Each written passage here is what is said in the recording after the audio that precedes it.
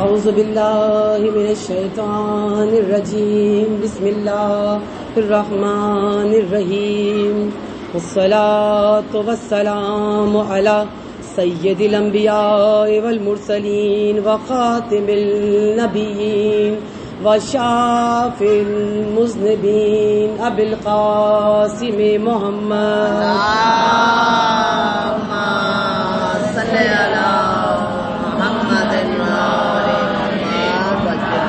بسم اللہ الرحمن الرحیم. فقال امام حسین علیہ السلام انی لعالم اصحابا اوفا ولا خیرا من اصحابی. درود بھیجیے محمد. اللہم صلی علی محمد. سلسلہ مجالس جاری ہے اور اس عشرے کی آج چوتھی مجلس ہے جس میں ہمیں سرنامہ کلام امام حسین علیہ السلام کا کلام نورانی فرمان نورانی کہ جو شب عاشور امام حسین نے اپنے اصحاب کی وفا دیکھ کر ان کا کردار دیکھ کر جو لفظ جو جملے ان کے بارے میں بیان فرمائے تھے. اور ہماری ان مجالس کا جو عنوان ہے وہ اصحاب امام حسین کی ولایت پذیری ہے. آپ کے سامنے اب تک بیان ہوا کہ پذیری کس کو کہتے ہیں، ولایت کس کو کہتے ہیں، اصحاب کن کو کہا جاتا ہے، اور تسلسل سے ولایت کے معنی اور اس کا مقام بیان ہو رہا ہے. ہم ولایت کے اس درجے پر کہ جہاں پر ولایت کو صحیح معنی میں سمجھا جائے اس پر پہنچے نہیں ہیں. اکثر ابھی میں مجلس کی اس چوتھی مجلس کی ابتدا سے پہلے بتانا چاہوں گی کہ میری سب سے زیادہ طاقت شاید منڈی بہاؤدین کے ہی سچ میں، باقی دو اشروں میں اتنی طاقت نہیں لگتی ہے، لیکن اس میں اتنی لگتی ہے کہ اس میں سمجھانا مجھے زیادہ پڑتا ہے، کیونکہ مجھے خوف ہے کہ یہاں سے کوئی غلط کچھ اور ہی نہ لے کے چلے جائیں. میں پہنچانا کچھ چاہ رہی ہوں اور پہنچ کچھ جائے، پیغام کچھ سے کچھ ہو جائے. تو اس لیے اس چیز کو بار بار تھوڑا سمجھانا اور تھوڑا بعض اوقات وہ طویل بھی ہو جاتا ہے. یہ ولایت جس کے بارے میں ہم بار بار کہہ رہے ہیں کہ آپ نے یہ نظام ہے شریعت کا، یہ اصل نظام ہے، نظام الہی ہے، نظام ولایت ہے، ولایت کا اعلان تھا، خالی زبان سے نہیں کہنا. تو اکثر لوگوں کی ذہن میں سب سے پہلا سوال یہ اٹھتا ہے کہ اب کیا تلوار لے کے میدان میں چلے جائیں، اب ہم کھڑے ہو جائیں، اب ہم کیا کریں، ہم نے انہی حکومتوں کے سائے میں رہنا ہے، ابھی فی الحال ہم کچھ نہیں کر سکتے.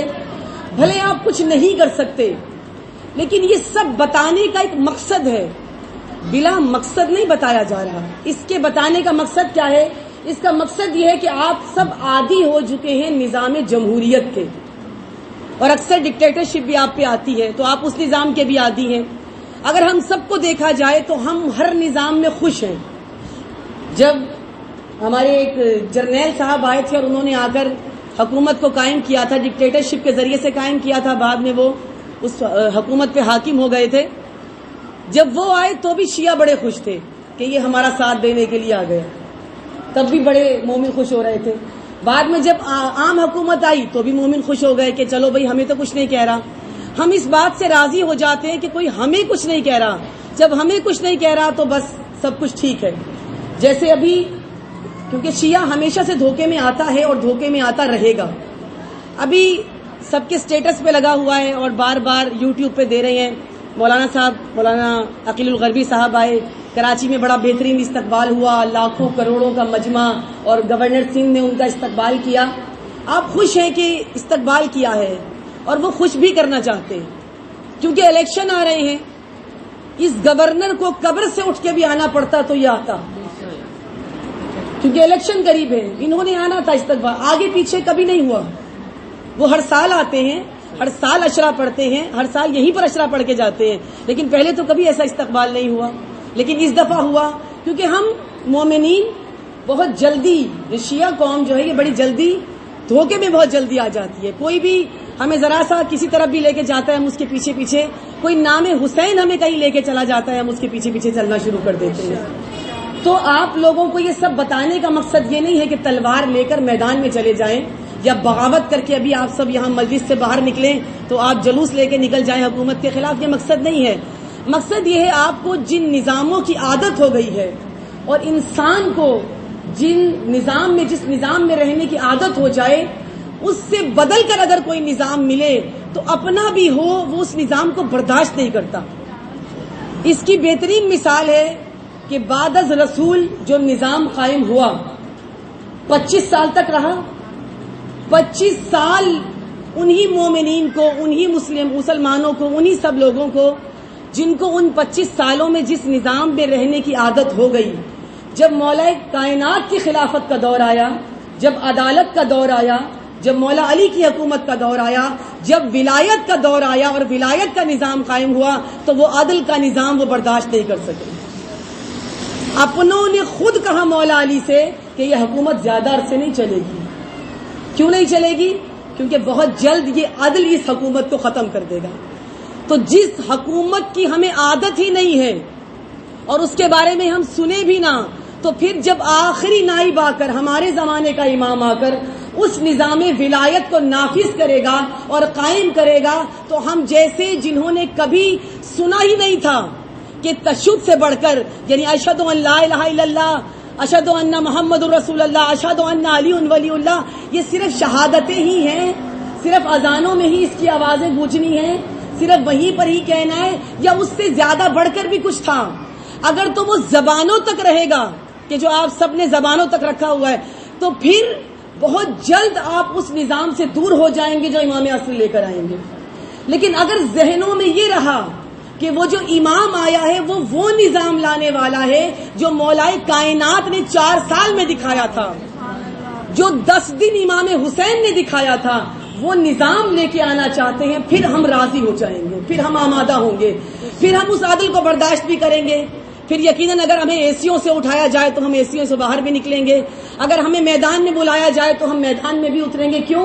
کیونکہ ہمیں علم ہوگا ہم کسی نظام کے لیے جد و جہد کر رہے ہیں، اور یہ جد و جہد امام کے آتے ہی شروع نہیں ہونی ہے، یہ جد و جہد امام کے آنے سے پہلے شروع ہونی ہے، کیونکہ یہ زمینہ سازی ہے، یہ عاشورہ زمینہ سازی ہے، اور ہر امام نے آخری امام کے آنے کی تیاری کی ہے، زمینہ سازی کی ہے. اور ہم اس زمانہ غیبت میں ہم سب کا اہم فریضہ ہے کہ ہم بھی وہ کریں، آمادہ کریں خود کو اس نظام کے لیے، زمینہ سازی کریں اور اپنے ذہنوں کو نظام ولایت کے لیے آمادہ کریں. اصل مقصد، اصل ہدف یہی ہے. یا علی یا علی یا علی یا علی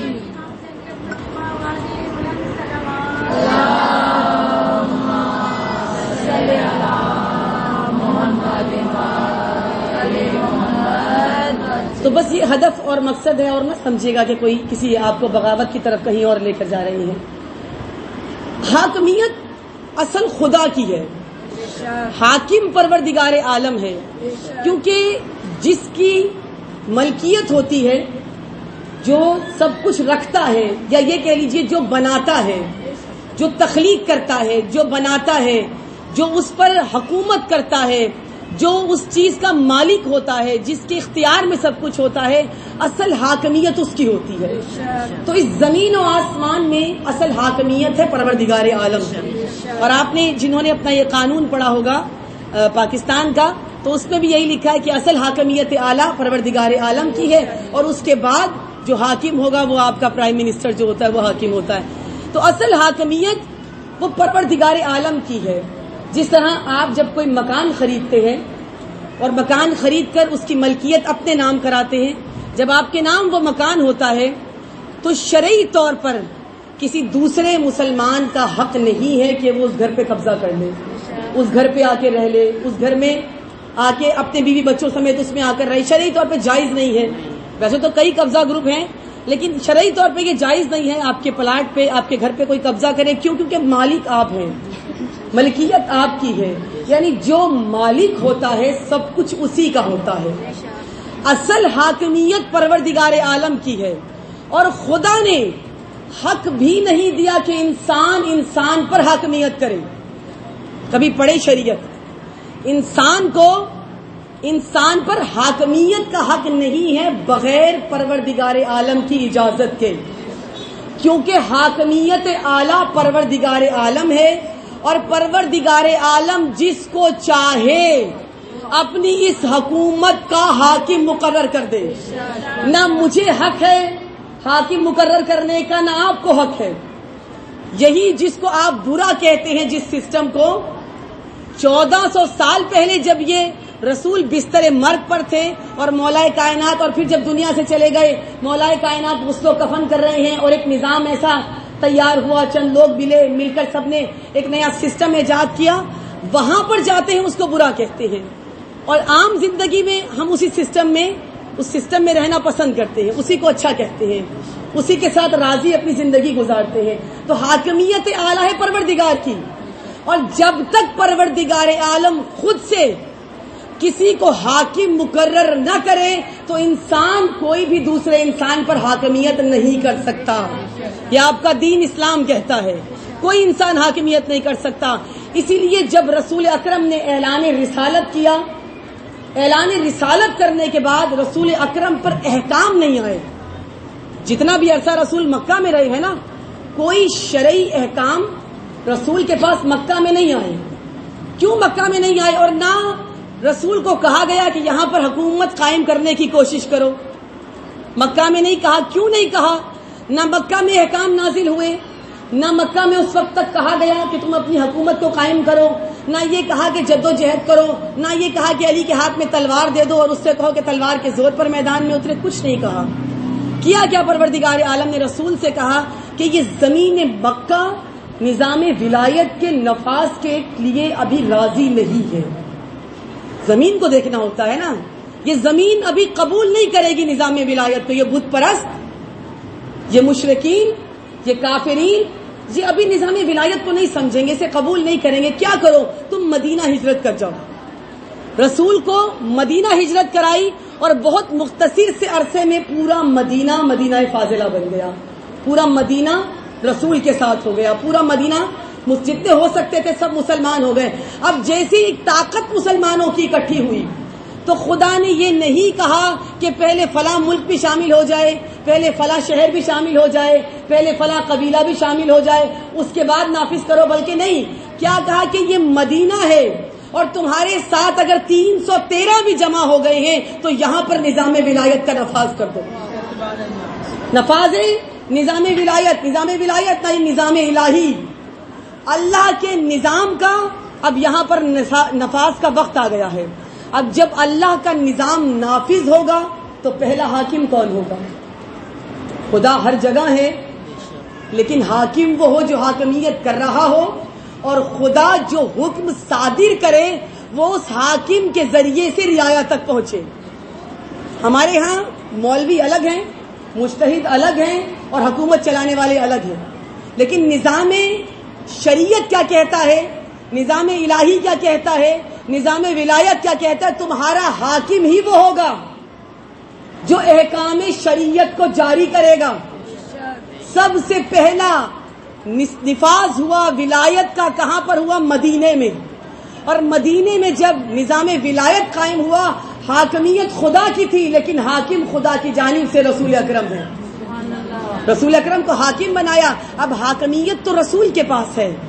اب بعد از رسول، جب رسول دنیا سے چلے جائیں گے، اب یہ حاکمیت کون سنبھالے گا؟ کیا اپنی طرف سے، بہت توجہ، کیا اپنی طرف سے بنایا جائے گا؟ جبکہ رسول شریعت کے احکام میں یہ بتا گئے کہ اپنی طرف سے بنانے کا حق نہیں ہے۔ جب جائیداد خدا کی ہے، ملکیت خدا کی ہے، زمین خدا کی ہے، خلقت خدا کی ہے، عوام خدا کی ہے، لوگ خدا کے ہیں، عبادت خدا کی ہے، یہ ساری زمین خدا کی ہے، یہ شجر، یہ ثمر، سب کچھ خدا کا ہے۔ جب سب خدا کا ہے تو تمہیں حق نہیں ہے کہ تم حاکم چنو، خدا ہی حاکم چنے گا۔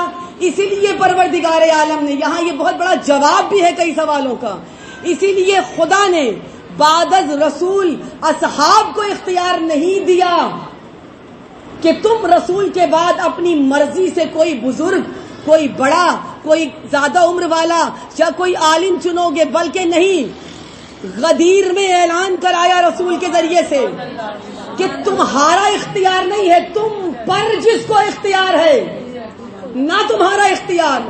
ابھی 2 دن پہلے میں نے بیان کیا رسول کے جملے کہ کیا میں تمہاری نفوس پر تم سے زیادہ اختیار رکھتا ہوں؟ یعنی تمہارا اختیار نہیں ہے، تمہارے پر جس کا اختیار ہے وہ جس کو چاہے حاکم مقرر کر سکتا ہے، تو بعد از رسول ہی حاکم مقرر کرے گا، اور رسول اس کو اپنی حیات میں حاکم مقرر کر کے جا رہے ہیں۔ اور اگر یہ ذہن میں آئے کہ اگر واقعہ غدیر نہ ہوتا، اگر یہ آخری اعلان رسول نہ کرتے، تو کیا مولا علی کو ولایت نہ ملتی؟ تو کیا مولا علی کو نہ ملتا یہ سلسلہ پورا؟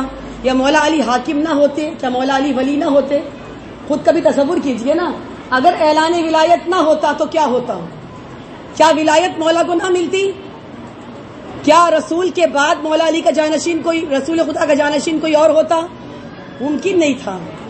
اگر اعلان ولایت نہ بھی ہوتا تو بھی علی کی شجاعت، علی کی دلیری، علی کا علم، علی کی بصیرت، علی کا اس کائنات میں سب سے عالم ترین ہونا، علی کا نوری ہونا، علی کا معصوم ہونا، اور مولائے کائنات کا رسول کے علم کا در ہونا، یہ دلیل ہے اس بات کی کہ بعد از رسول اگر اعلان ولایت نہ بھی ہوتا تو جانشین علی ابن ابی طالب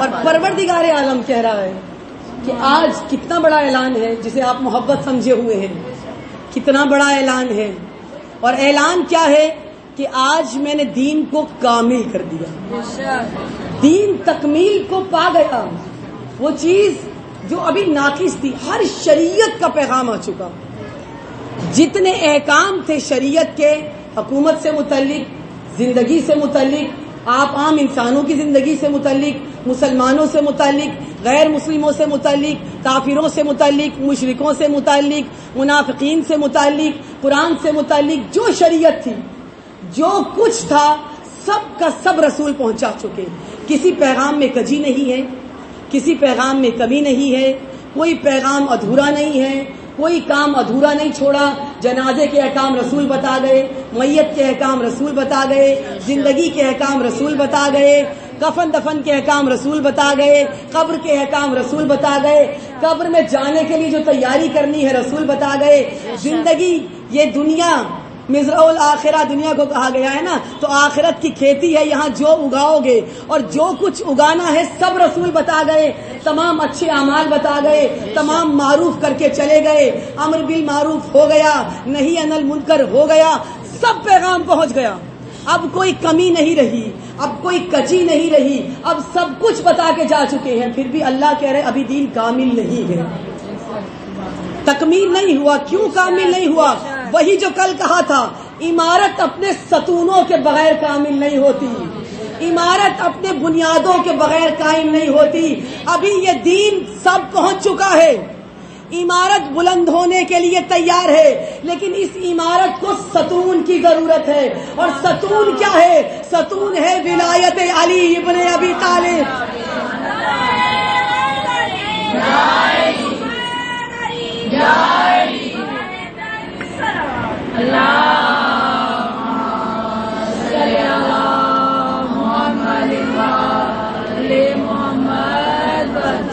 آپ تھکے تو نہیں ہیں؟ بارے دیگر بلند تر صلوات صلی اللہ محمد ہم نے بڑا معمولی لیا ہے ولایت کو، بہت بڑی ہے ولایت، اور کتنی بڑی ہے آپ کے سامنے بیان ہوا کہ امتیاز ہے شیعت کا، اور جو امتیاز ہو اور امتیاز ہی سے ہم غافل ہوں تو کیا فائدہ ایسے امتیاز کا کہ جب شیعوں کو خود ہی نہیں پتا کہ ہم اگر سب سے منفرد ہیں تو کیوں ہیں، ہم سب سے اعلیٰ ہیں تو کیوں ہیں، ہم سب سے عرفہ ہیں تو کیوں ہیں، اور رسول جیسی ہستی نے ہمیں جو دیا ہے، جو نعمت عظما ہمیں عطا کی ہے، وہ ہے تو کیوں ہے، ہم حسینی ہیں تو کیوں ہیں، ہم اس در پہ آئے ہوئے ہیں تو کیوں ہیں، اگر ہمیں علم نہ ہو، اگر ہمیں پتہ نہ ہو۔ اور خدا کہہ رہے آج کے دن دین کامل ہو چکا ہے، دین تکمیل ہو گیا، بس اب دین میں کوئی کمی باقی نہیں رہی۔ ایک بنیاد نہیں تھی، اب دین کو بنیاد مل گئی، اور بنیاد کیسی ملی ہے؟ ایک کے بعد ختم نہیں ہوگی، بنیاد نہ ختم ہونے والی، یعنی اگر ایک دنیا سے چلا جائے تو دوسرا آ جائے گا، دوسرا چلا جائے تو تیسرا آ جائے گا، اور پھر یہ سلسلہ 12ویں تک رہے گا، اور پھر 12واں آ کر نافذ کرے گا۔ یعنی وہ عمارت کہ جس کی بنیاد ولایت پر تھی، وہ جہاں بنیادوں میں ہوگا، جب 12واں آئے گا تو اس کے ہجوم پر بھی قائم ہو جائے گا، یعنی نفاذ اس 12ویں کے ذریعے سے ہوگا۔ اور پھر وہ پروردگار عالم اسی آیت ولایت میں کیا کہہ رہا ہے؟ پروردگار عالم کہہ رہا ہے کہ آج ہم نے نعمتوں کو تمام کر دیا۔ نعمتیں، اچھا کہ کون رہا ہے؟ خالق۔ کہ کون رہا ہے؟ پروردگار عالم۔ کہ کون رہا ہے؟ کہ جس کے ہاں نعمتیں ختم نہیں ہوتی۔ کہ کون رہا ہے؟ جس کے ہاں نعمتوں کے اتنے عظیم خزانے ہیں، اتنے بڑے خزانے ہیں، اتنے زیادہ خزانے ہیں کہ ساری زندگی اگر مانگتے بھی رہو اور وہ دیتا بھی رہے تو ختم نہ ہو۔ وہ جو نہ فقط آپ کو دے رہا ہے، وہ کافر کو بھی دے رہا ہے، وہ مسلمان کو بھی دے رہا ہے، وہ ہندو کو بھی دے رہا ہے، وہ مشرک کو بھی دے رہا ہے۔ وہ جو انسان مانگتا ہے نہ فقط اس کو دے رہا ہے، بلکہ کوئی درندہ، پرندہ، چرندہ جو کوئی اس سے طلب کرتا ہے وہ اس کو بھی عطا کرتا ہے۔ اور کہیں بھی خدا نے نہیں کہا کہ میرے خزانے ختم ہو رہے ہیں، میری نعمتیں ختم ہو رہی ہیں، اب میرے خزانے تکمیل کو پہنچ گئے، لیکن ایک مقام ایسا آیا کہ جہاں خدا اس آیہ ولایت کے بعد کہہ رہا ہے آج نعمتوں کو تمام کر دیا گیا۔ اس قدر نعمتیں جس میں رزق بھی ہے، علم کا رزق بھی ہے، کھانے کا رزق بھی ہے، پینے کا رزق بھی ہے، وہ جس میں آپ کے ہر رزق موجود ہو۔ یہ سانس آپ کا رزق ہے، یہ زندگی آپ کا رزق ہے، یہ بینائی آپ کا رزق ہے۔ ساری کائنات کا رزق جمع کرو، اور تسلسل سے اولادیں پیدا ہو رہی ہیں، بینائی بھی دے رہا ہے، رزق بھی دے رہا ہے، اولاد بھی دے رہا ہے، ان کا رزق بھی دے رہا ہے، ہر نعمت عطا کر رہا ہے۔ لیکن 1400 سال پہلے کہہ رہا ہے میں نے نعمتوں کو تمام کر دیا۔ کون سی نعمت ہے جو آج کے دن ایسی تمام ہوئی ہے، ایسی کامل ہوئی ہے؟ نہ وہ پہلے ہوئی تھی، نہ تبلیغ کے 23 سال میں ہوئی، بلکہ اس پورے 23 سال اور 1,24,000 انبیاء کے تمام زندگیوں کو ملا کر واحد ایک دن 18 ذی الحجہ کا ایسا آیا، ایک دن ایسا آیا کہ جب خدا کو کہنا پڑا کہ میں نے اپنی نعمتوں کو تمام کر دیا۔ یعنی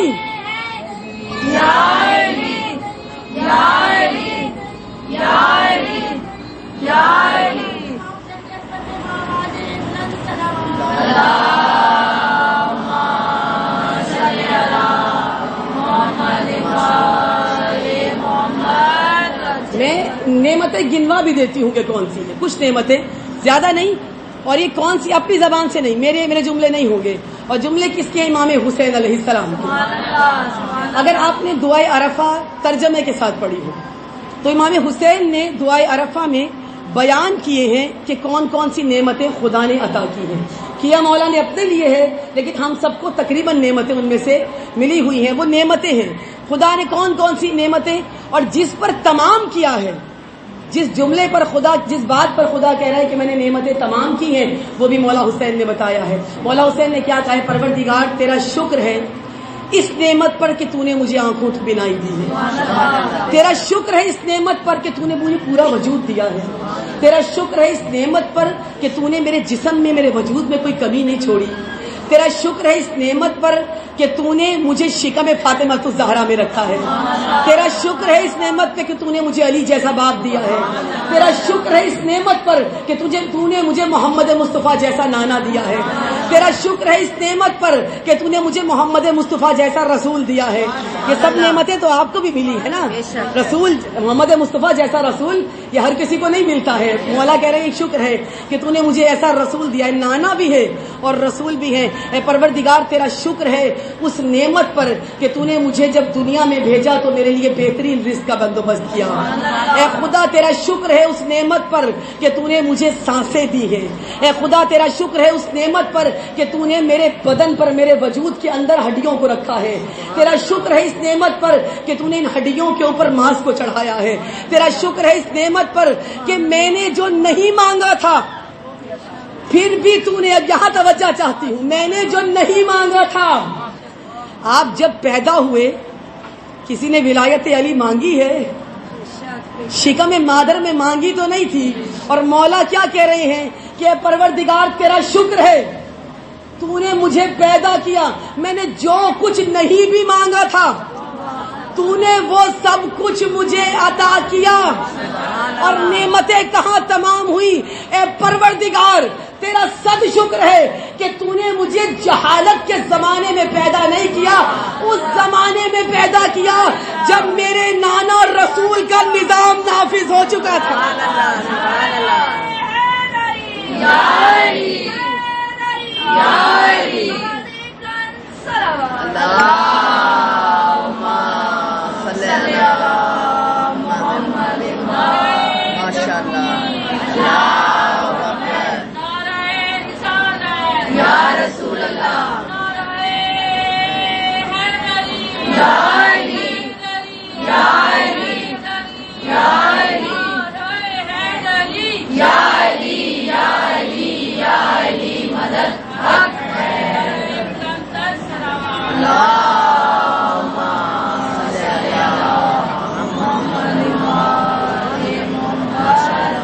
بے شمار نعمتیں گنوائی مولا نے, اور بہت بڑی دعا ہے.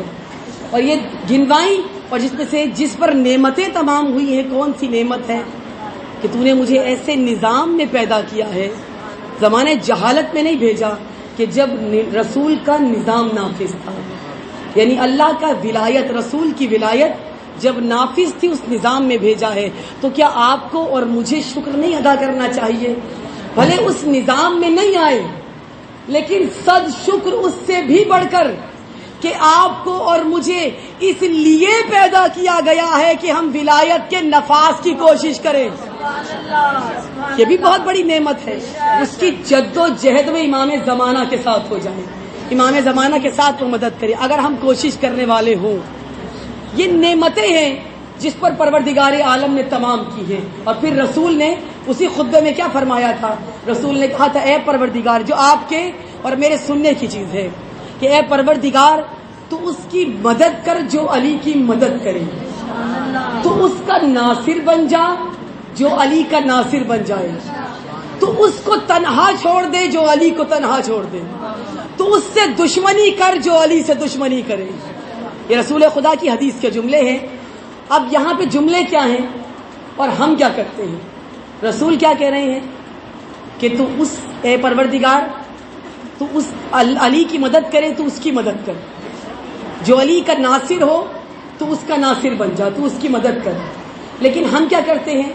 ہماری تسلسل سے پوری زندگی گزرتی ہے مدد مانگنے میں. یہ جعلی مدد کہتے ہیں نا, ہم بری بات نہیں کہنا, لیکن ہم کیا کرتے ہیں؟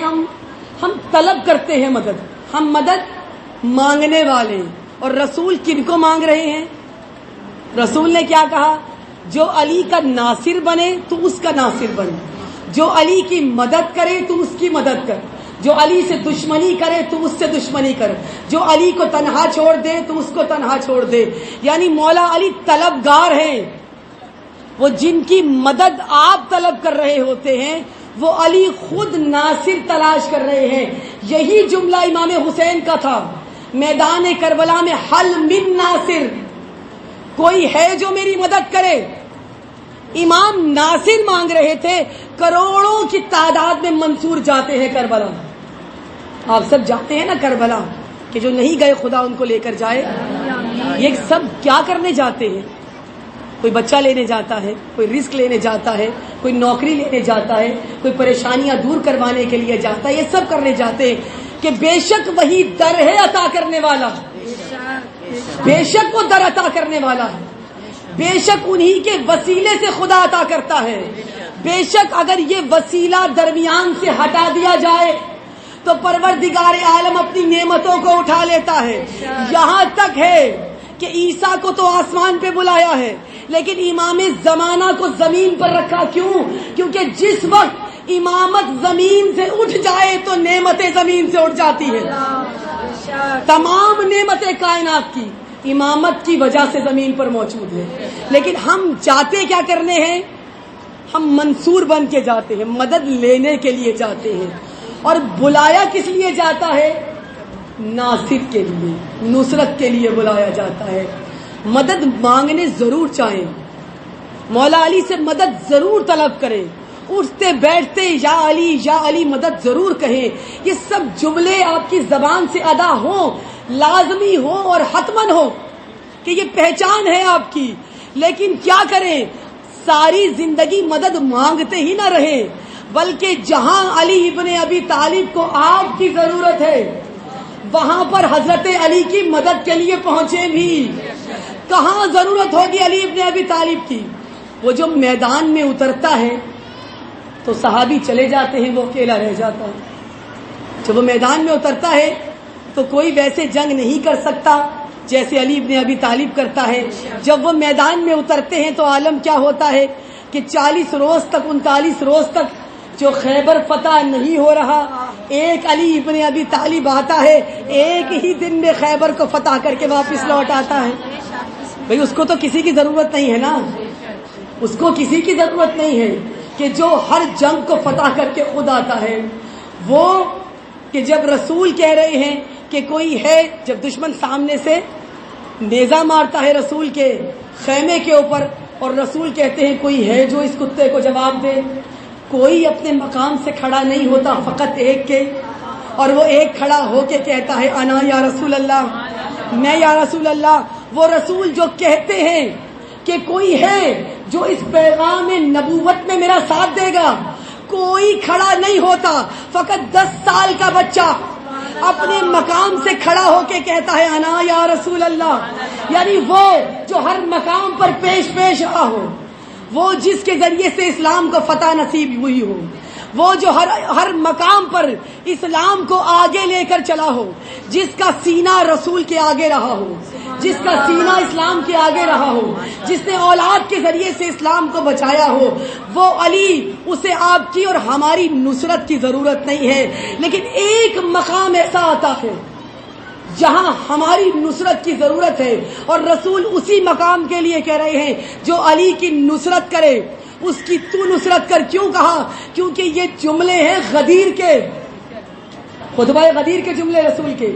یہ جملے ہیں اس خطبے کے کہ جو علی کی مدد کرے، یعنی جب نظام ولایت نافذ ہو، جو ساتھ چھوڑ دے، جب نظام ولایت نافذ ہو، جو علی کا ساتھ چھوڑ دے، اے خدا تو اس کا ساتھ چھوڑ دے، اور جو علی کا ناصر بن جائے، اے خدا تو اس کا ناصر و مددگار بن جائے.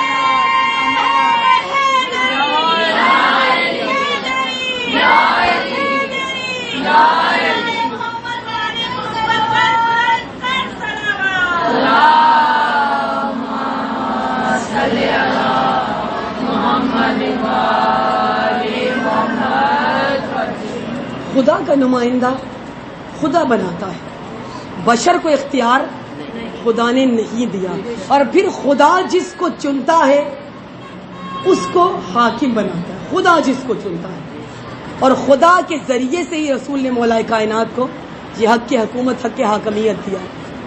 اب آگے اگر مولا کائنات اپنی مرضی سے کسی کو اختیار دے، یہ علی کا اختیار ہے.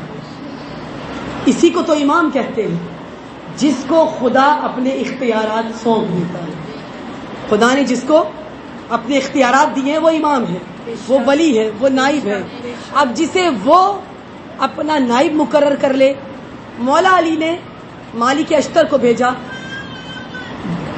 تھا نا، مالک اشتر کو اپنی طرف سے نائب بنا کر. کیا وہاں کے لوگوں نے کہا تھا کہ مالک اشتر کو بھیجے؟ مصر کے لوگوں نے تو نہیں کہا نا. گویا کہ مالک اشتر الیکشن سے تو نہیں گئے، مالک اشتر الیکشن سے تو نہیں گئے. علی نے چنا، مشورہ نہیں کیا کسی سے. مولا علی نے چنا اور مولا علی نے بھیج دیا. اور اسی طرح جب مسلم ابن عقیل کو کوفہ میں پیغام دے کر بھیجا اور کہا کہ مسلم کی بیعت میری بیعت ہے، تو حسین ابن علی نے جو چنا ہے تو اپنی مرضی سے نہیں چنا، اللہ کی مرضی سے چنا ہے.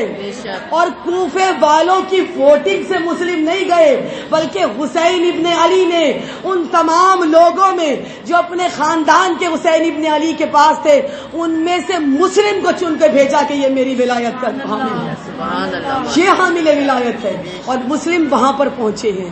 یعنی معصوم خود اختیار کر سکتا ہے، خود چن سکتا ہے وہ جس کو چاہے، لیکن پھر فرض ہوتا ہے امت پر کہ پھر وہ اس کو اپنا.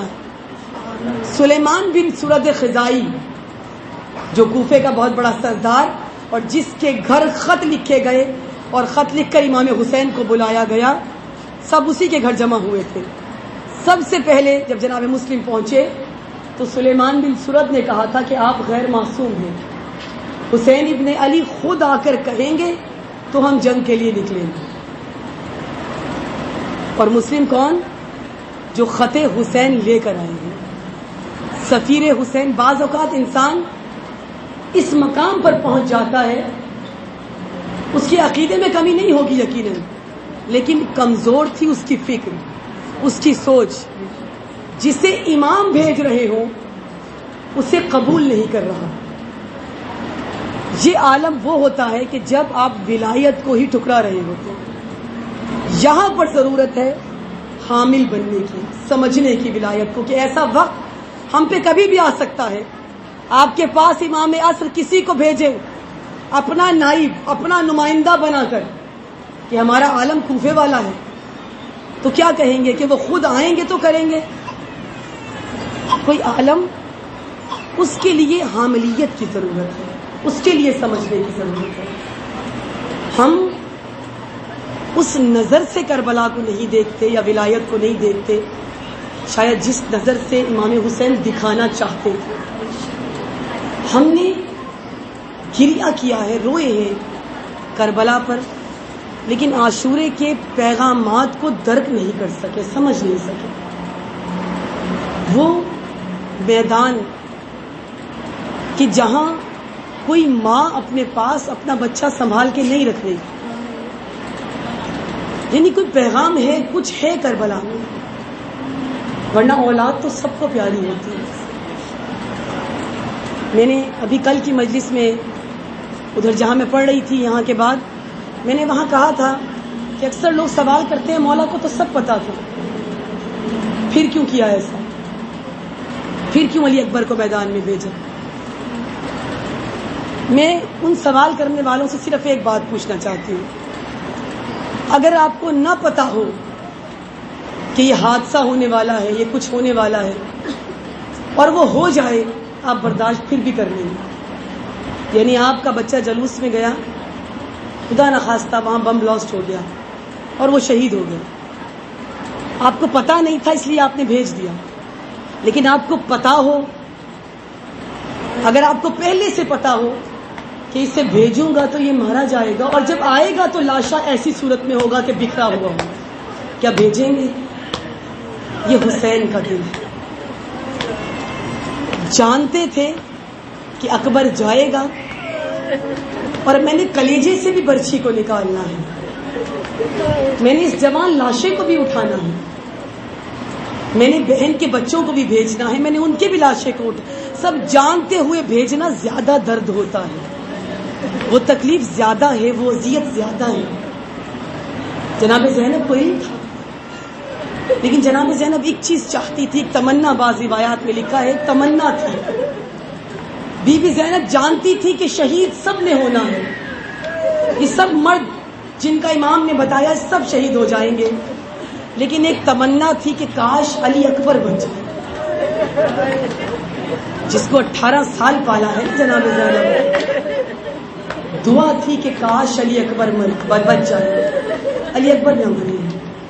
اور اگر جانا بھی ہے علی اکبر نے تو بی بی کی تمنا تھی کہ پہلے میرے لال قربان ہو، پہلے زینب کے لال قربان ہو جائیں، اس کے بعد بھلے بھلے علی اکبر میدان میں چلا جائے، لیکن پہلی کوشش تھی کہ علی اکبر بچ جائے۔ اسی لیے بعض علماء کی زبان سے سنا ہے، میں نے پڑھا نہیں لیکن سنا ہے کہ جب رات کا وقت آیا تو جناب زینب نے علی اکبر کو بلایا، اور حضرت علی اکبر کو بلا کر اپنے خیمے میں ساتھ ہی اپنے بیٹوں کو بلایا، اور بیٹوں کو بلا کر علی اکبر پہ سے صدقے کیے، اور صدقے کر کے کہا کہ علی اکبر میں نے سنا ہے کہ صدقے سے بلا ٹل جاتی ہے۔ جتنا ہو سکا پھوپھی چاہتی تھی کہ بھتیجے کی بلائیں ٹل جائے۔ عزاداروں، عاشور کی صبح نمودار ہوئی، اصحاب کے لاشوں پہ لاشیں آتے رہے، اور میں نے سنا ہے جب بنی ہاشم کے لاشوں کی باری آئی ہے نا تو بنی ہاشم میں سب سے پہلے جو میدان میں گیا وہ علی اکبر تھا۔ علی اکبر میدان میں اترے، علی اکبر کا لاشا آیا، ادھر علی اکبر کا لاشا آیا، سیدانیوں نے سر پیٹ کے ماتم کیا۔ جب علی اکبر کے لاشے کو دیکھا ہے نا، جناب زینب نے اپنے دونوں بیٹوں کو بلوایا اور بلوا کے کہا ہے میرے بیٹوں تم زندہ ہو، اب تو میرا علی اکبر بھی مارا گیا، اب تو میرے علی اکبر کا جنازہ بھی آ گیا، اے میرے فرزندوں میں تمہیں دور نہیں بخشوں گی، اگر تمہارا لاشا نہ آیا میں فاطمہ کو کیا منہ دکھاؤں گی۔ بس عزاداروں، دونوں بیٹے بار بار جاتے مولا حسین کے پاس، مولا سے اجازت لینا چاہتے، مولا حسین اجازت نہیں دے رہے تھے، لیکن جب ان کی شہادت کا وقت قریب آیا مولا حسین نے اجازت دی، دونوں بچے میدان کربلا میں اترے۔ آپ جانتے ہیں نا عمر کتنی ہے دونوں بچوں کی؟ 9 اور 10 سال لکھی ہے تاریخ میں۔ کبھی اپنا 9-10 سال کا بچہ دیکھا ہے کہ کتنا چھوٹا سا بچہ ہوتا ہے، جن کو سواری پر چڑھنا بھی نہیں آتا، اور میں کہتی ہوں سلام ہو باس علمدار پر، نہ جانے کس دل سے معصوم بچوں کو سواری پر سوار کرایا ہوگا کہ تلواریں وجود سے بڑی تھی، نکالتے تھے تو بدن سے وزنی تھی۔ عزاداروں، جعفر طیار کے پوتوں نے جنگ کرنا شروع کی ہے، دونوں بچے ایک دوسرے سے جدا ہو گئے، چھوٹا بھائی بڑے بھائی سے جدا ہوا، لائنوں نے دونوں بچوں کو گھیرا، اب جب گھیر کر حملے کرنا شروع ہوئے چھوٹا بھائی اب زین پر سنبھل نہ سکا، چھوٹے بھائی نے زین کو چھوڑا، اور جیسے ہی زمین پر گرا ہے نا، میں بارہا کہتی ہوں آپ مائیں بیٹھی ہوئی ہیں، پروردگار جو بے اولاد ہے سب کو انہی بچوں کے صدقے میں صاحب اولاد کرنا، کوئی گودی خالی نہ اٹھے اس مجلس ادا سے۔ جو مائیں بیٹھی ہیں جن کی اولاد ہے، بچے کی فطرت ہوتی ہے کہ جب بچہ گرتا ہے نا تو سب سے پہلے ماں کو پکارتا ہے۔ جیسے ہی بچہ زین سے زمین پر آیا، زخمی حالت میں ہے، تیر لگے ہوئے ہیں، ایک دم آواز دی اماں، ابا میں گر گیا، ادھر آواز بلند ہوئی، ادھر ماں کا ذکر ہے، جناب زینب سجدے میں گر گئی اور رو کر کہا پروردگارا زینب کو صبر عطا کرنا۔ عزاداروں، بڑا بھائی زین سے زمین پر آیا، ایک مرتبہ آواز دی آقا حسین، اے ہمارے آقا حسین ہم گر گئے۔ مولا حسین دونوں بچوں کی جانب دوڑے، ایک بچے کے بدن سے روح نکل چکی تھی لیکن بڑا بیٹا ابھی زندہ تھا، بس ایک مرتبہ اپنی آنکھوں کو کھولا، اس کو ولایت کہتے ہیں، جو میدان کربلا میں بچہ بچہ دکھا رہا ہے۔ بچے نے آنکھوں کو کھولا، حسین ابن علی کے چہرے کو دیکھا اور دیکھ کر کہا، اے مامو جان ہماری ماں سے کہنا کہ کیا ہم سے راضی ہے، اے مامو جان کیا دادی ہم نانی ہم سے راضی ہے۔ مولا حسین نے رو کر کہا، اے بچوں میں بھی تم سے راضی، میری ماں زہرا بھی تم سے راضی ہے۔ عزاداروں، جنازے اٹھائے گئے، جب خیمے میں جنازے آئے ہیں نا تو مولا حسین نے کہا جاؤ زینب کو بلا کر لاؤ، جاؤ۔ تمام بیویاں خیمے میں جمع ہیں، ہر بیوی جب کسی کا لاشا ہوتا تھا نا ہر بیوی ماں کو پرسا دیتی تھی، تمام بیویاں خیمے میں جمع ہیں لیکن بچوں کی ماں نظر نہیں آ رہی۔ اب جب دوسرے خیمے میں جا کے دیکھا تو مصلی بچھائے ہوئے زینب حالت سجدہ میں گڑ گڑا کے کہہ رہی، اے پروردگارا جب میرا اکبر نہ رہا